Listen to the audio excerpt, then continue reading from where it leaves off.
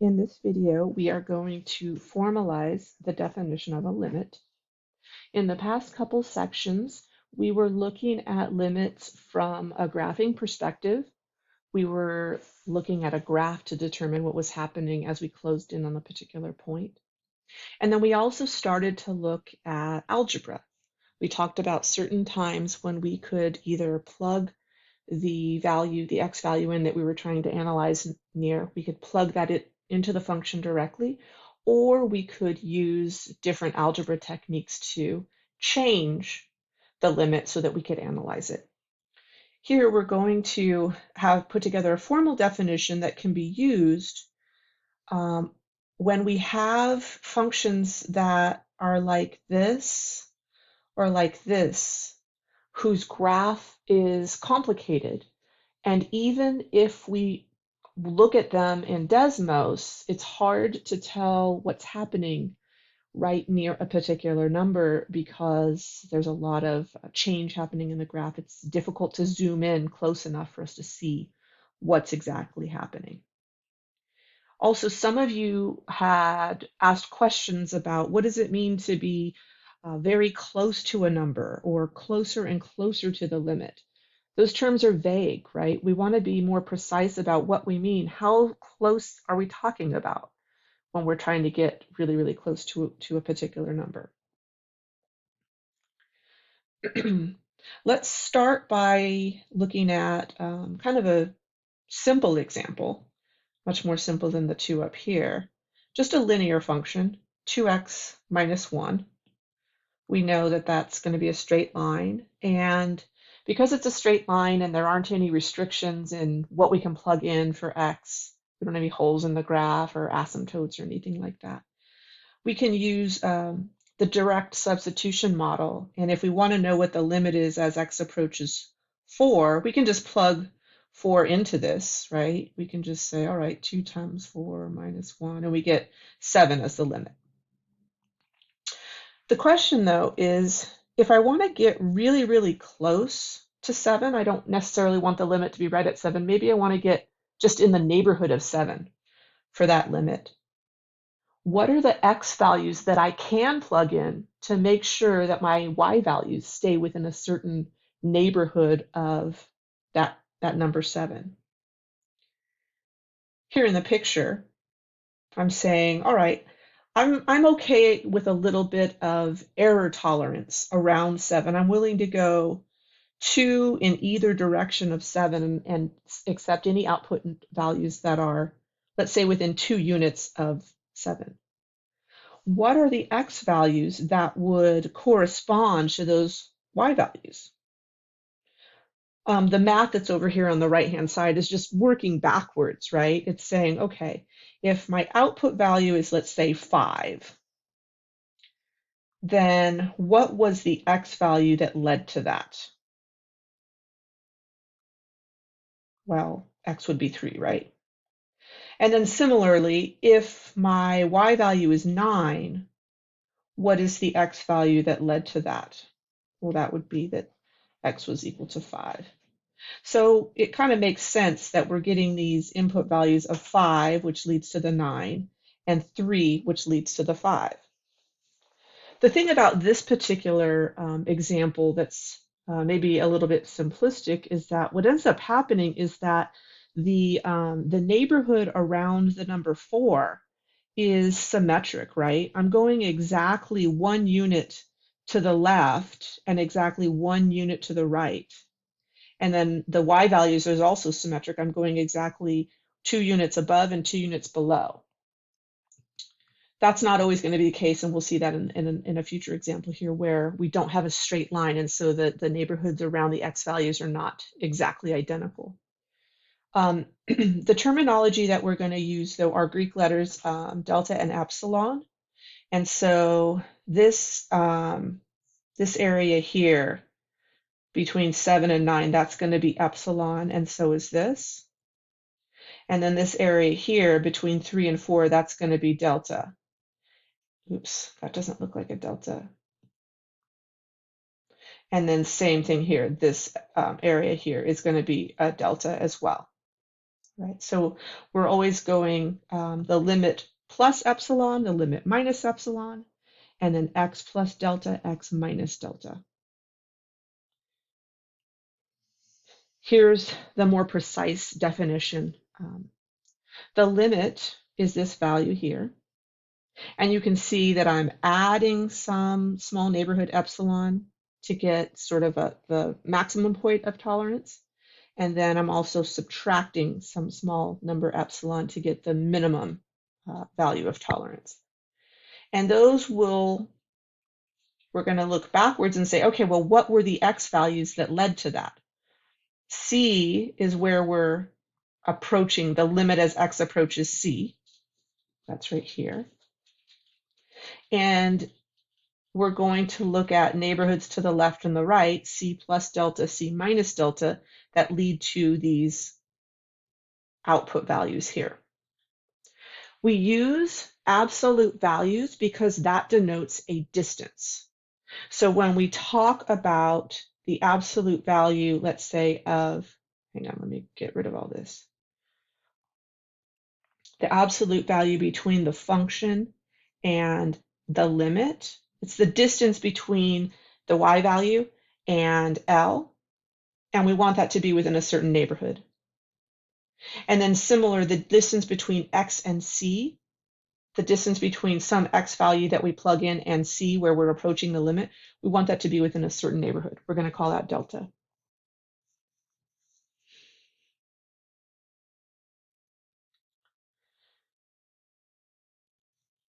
We don't always know what the number epsilon and delta are. They might just be generically those variables.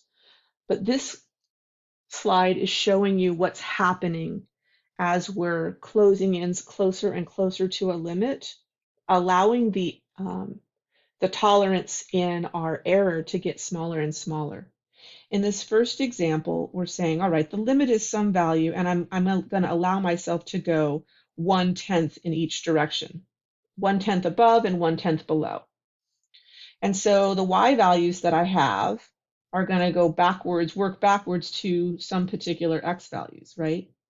Here, I've got some particular x values, and that creates this little delta neighborhood around the limit c that I'm plugging in. If I make that epsilon value smaller, in this case 1/100, then here I can see that the y values, that neighborhood of delta around c, gets smaller. And then in this third example, I'm letting epsilon be 1/1000, and again, the delta area around c gets smaller. And here we're at 1/100,000, and this area gets smaller and smaller. The smaller that we let these values get, the closer to zero that epsilon becomes, the closer we get to figuring out what the actual value of the limit is at a particular point. I wanted to just point out that I'm grabbing resources from a number of different places. And so sometimes you'll see that the number x that we're plugging in is an a, like it is in this example, versus a c as it was in the last example. It's just a change in the variables. Again, just to overemphasize this one I like because it's a little bit more blown up. For any epsilon that we choose, which is going to add to whatever our limit is, we have this horizontal line that's drawn, y equals the limit plus epsilon. And then this other horizontal line, y equals the limit minus epsilon. I can look at the function and see what the y values are for that max and the y values are for that min.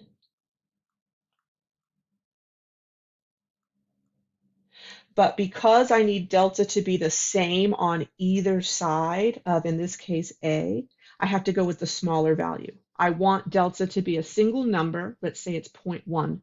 It has to be 0.1 to the right and 0.1 to the left. So in this example, because I'm getting a distance that's greater than that, I'm going to go with the smaller distance. So you can see that in this orange strip, we've restricted the x values to be symmetric about the number a, based on which distance was smaller. Okay, let's do an example. The first example we did was linear, and so the answers that we got were symmetric. That won't be the case for this one. We have a graph here, x cubed minus 5x plus 6, and we want to know what happens as the limit approaches 1. Using the direct substitution here, we can see that the limit is going to be 2. This is a polynomial. It's a continuous function. Its domain is all real numbers. So we don't have any restrictions as far as plugging the 1 in to get 2 as our output. We know that the point 1, 2 is on the graph. But we want to know what are the x values that we would be allowed to plug in to ensure that the y values will be within 0.2 of the limit 2, meaning we want our output values to be between 1.8 and 2.2, just a little bit above and a little bit below. What input values will lead to that? Okay, so the tolerance around y is 0.2, so that means epsilon is 0.2. We're trying to find delta. The distance between the function and the limit 2, we want that to be less than 0.2. And we want the distance between an x value we choose and 1, which we plugged in, to be less than delta.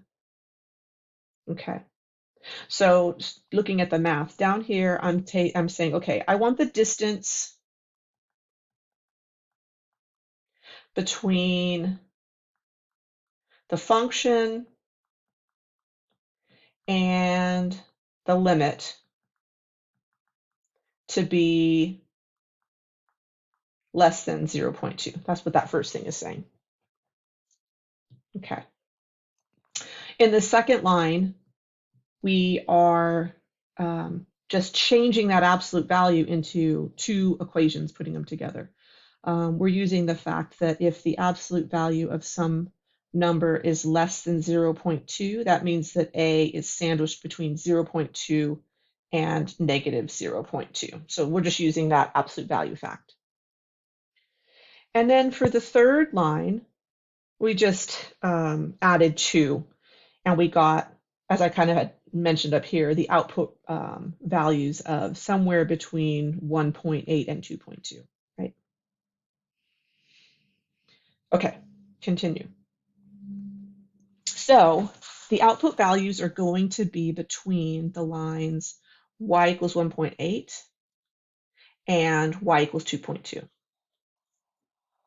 Now, what you can do is go into Desmos and you can graph each of these. You're going to graph the function and then also the two horizontal lines.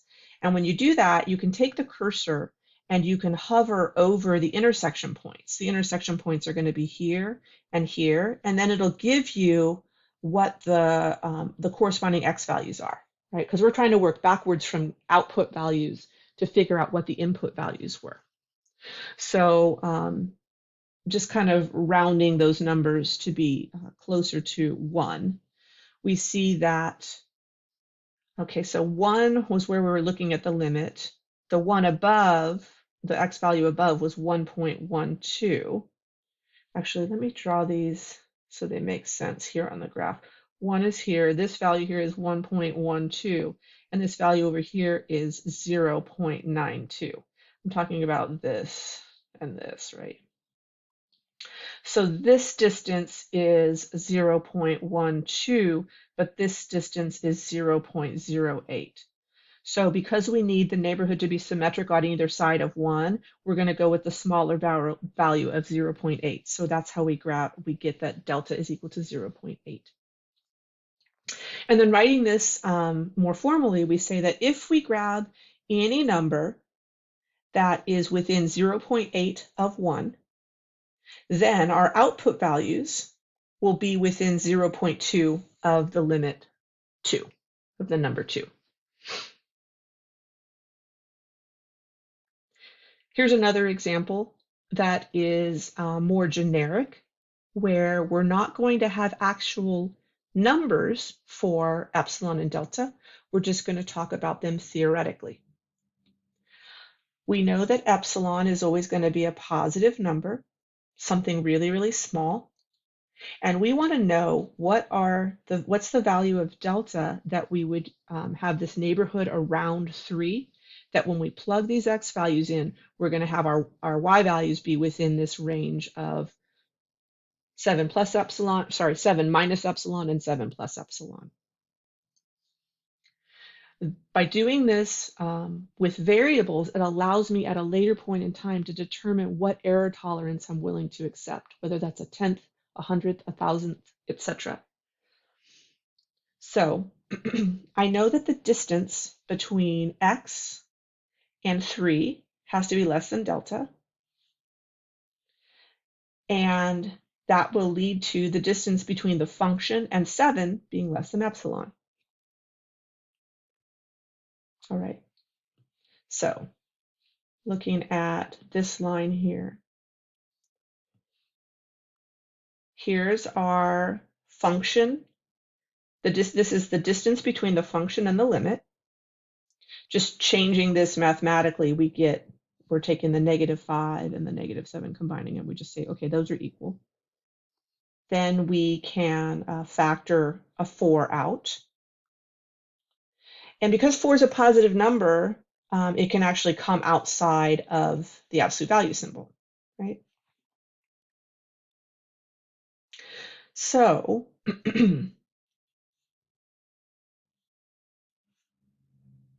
if we take this part and we divide it by 4, we get this, that the absolute value of x minus 3 is less than epsilon over 4. So take this part now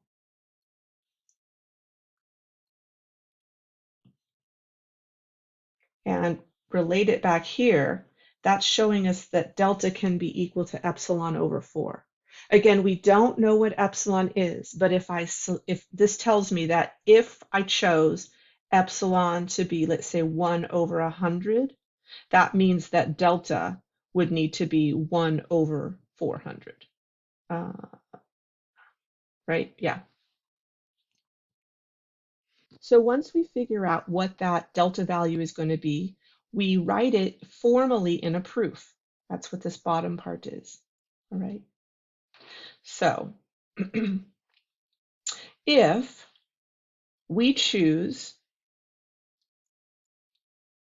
any value of x that is within epsilon over 3 of a, sorry, let me go back. If we choose values of x which are less than delta away from 3, then, okay, and here's where the math part comes in. Let's look at what happens to the y value versus the limit. Okay, changing it mathematically, we get this. We're kind of doing the same thing we did above, where we were kind of figuring out what delta was. And we said that,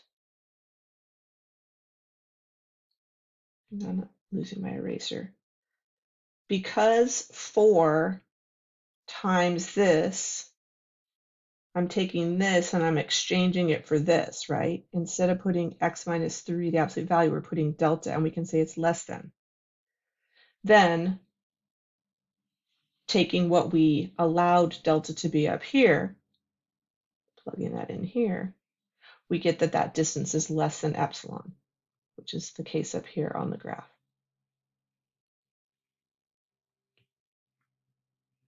All right, let's look at another example. Oh, this is talking about the right-handed and the left-handed limits, because it's following the exact same process, but sometimes we have functions that are only defined from one side. And so we're going to look at an example in just a minute that has only a one-sided limit, which is x squared, the square root of x. the graph of square root of x is only defined when x is positive, since we can't take the square root of a negative number. And so we're going to just look at what happens to the limit as we approach 0 from the positive side, right? We can only approach in this direction. So we always start with epsilon has to be a positive number. And in this particular example, c is 0. C is the x value we're closing in on here. And the limit, L, is 0, because that's the number here. We can see by looking at the graph that the limit is going to be 0. We want to find a delta such that, hang on, let's draw a picture here. I think I don't have another graph. Okay, let me draw a picture.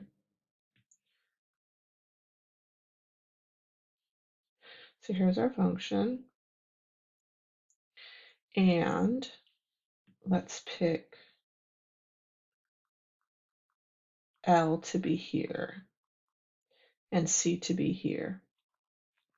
We want to find some delta. This will be C plus delta, and this will be C minus delta, some neighborhood, so that the output values are going to lead to this neighborhood of L plus epsilon, L minus epsilon, right? So we want the distance between the function value, square root of x, and 0, because that's our limit, to be less than epsilon.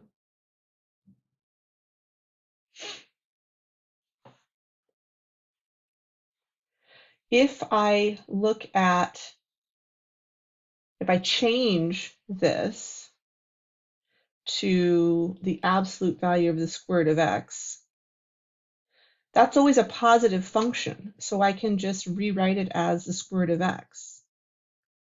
And so I get this, right? What I'm saying is I can take this equation and change it to this, because in this particular case, the square root of x is always going to be a positive number. When we're taking it, the absolute value of it, it's never going to be negative, so it's always just going to be the square root of x. And then if I square both sides of that, I get that x squared, or x, is less than or equal to epsilon squared. So that tells us that we're going to choose delta to be epsilon squared. All right, let's look at this. This next part is showing the actual proof. Okay, suppose we choose some epsilon, some neighborhood around the limit that we want to consider. What happens if we let delta equal epsilon squared? All right, well, we choose some x that's in between 0 and delta. We plug it into the equation, x squared. That's going to be less than delta squared, right? I'm just saying x is less than delta. So square root of x is less than square root of delta. Sorry, I think I said x squared and I meant square root.